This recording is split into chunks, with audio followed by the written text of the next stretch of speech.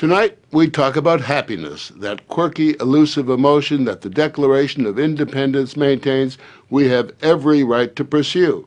And man, do we pursue it. We're suckers for an endless stream of self-help books that promise a carefree existence for a mere $24.95. Television hucksters of every kind claim they have the key to nirvana. So the happiness business, at least, is one big smiley face. As for the rest of us, well, the main scientific survey of international happiness carried out by Leicester University in England ranks the U.S. a distant 23rd, well behind Canada and Costa Rica. But you'll be pleased to know we beat Iraq and Pakistan. And the winner is, once again, Denmark. Over the past 30 years, in survey after survey, this nation of 5.5 million people, the land that produced Hans Christian Andersen, the people who consume herring by the ton, consistently beat the rest of the world in the happiness stakes. It's hard to figure. The weather's only so-so. They're heavy drinkers and smokers. Their neighbors, the Norwegians, are richer, and their other neighbors, the Swedes, are healthier. So it's ironic or something that the unhappiest man in history, or at least literary history, was that Prince of Denmark, Hamlet, who lived in this gloomy rock pile at Elsinore.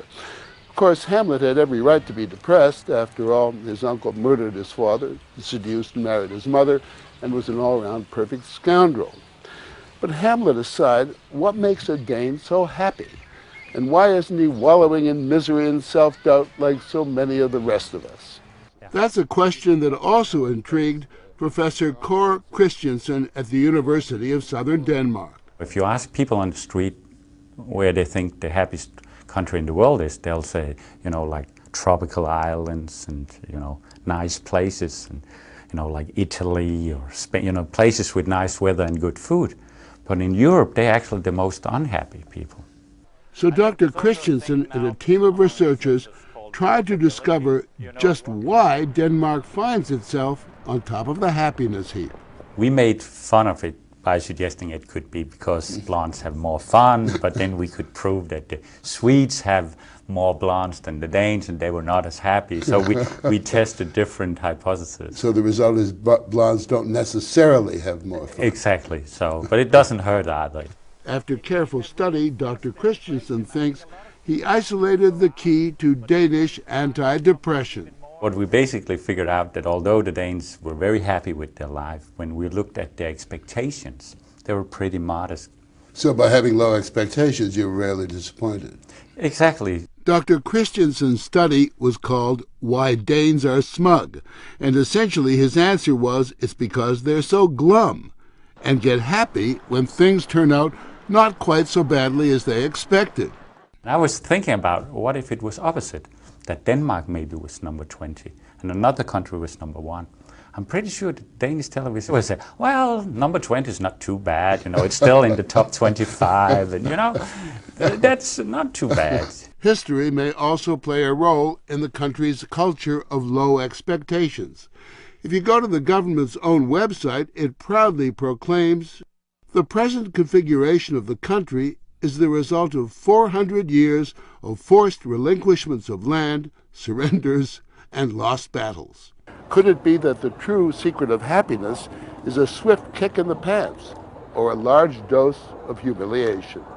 Do you think there's some kind of inverse relationship between, the more powerful you are, the more unhappy you are, and the weaker you are, the happier you are? Well, at least the pressure is off you.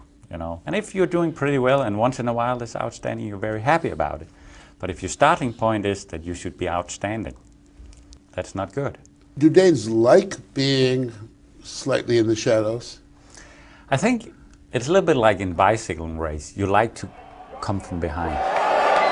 Which is exactly what the underdog Danes did in the 1992 European Soccer Championship. Christensen says it created such a state of euphoria that the country has not been the same since. But is there more to it?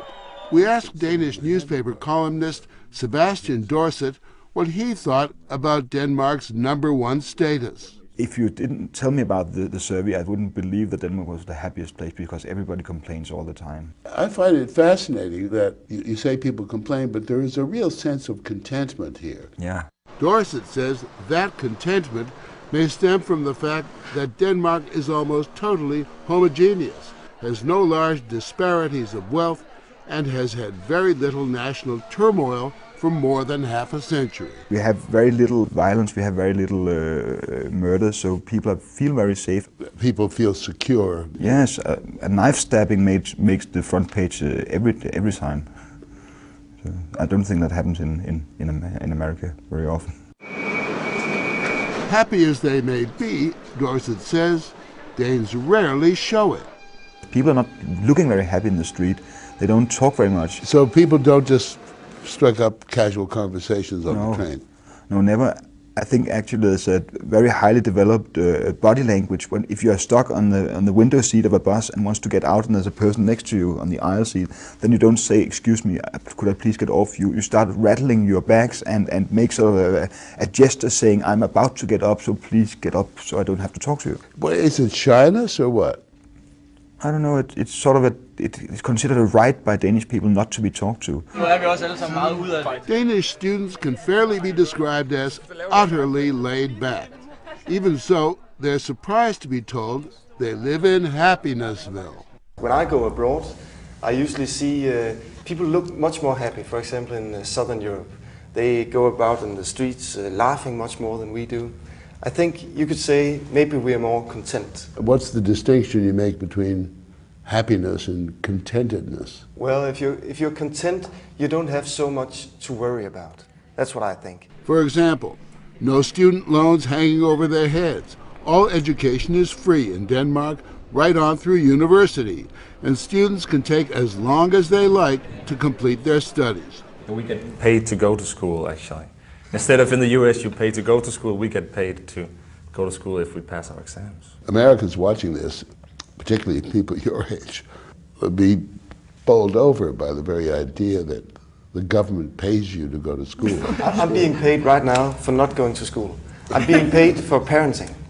Oh, you're on paternity leave? Yes, it's 100% paid for by the government for half a year. Denmark also provides free health care, subsidized child care, and elder care.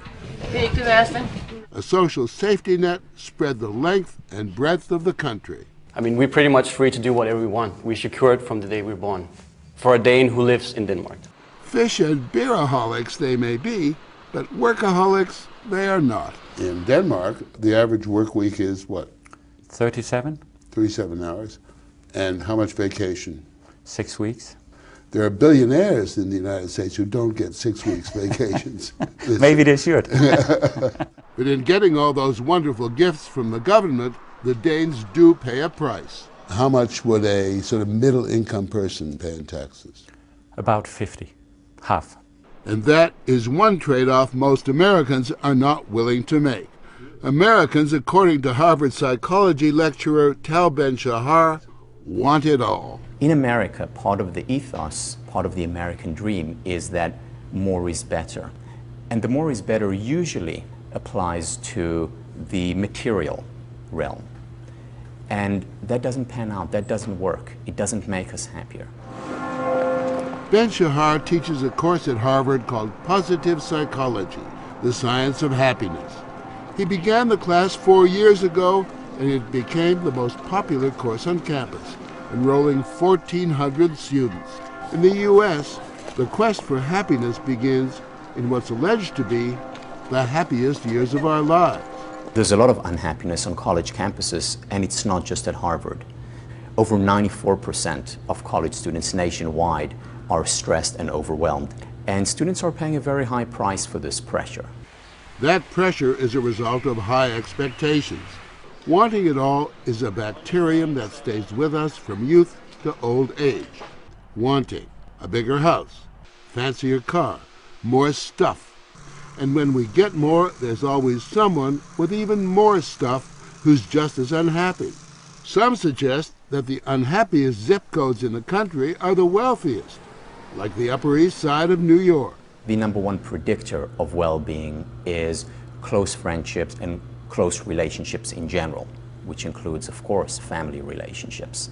Much better predictor of well-being than affluence is. Ben Shahar says Americans could learn a lot about happiness from the Danes. It is about having realistic expectations.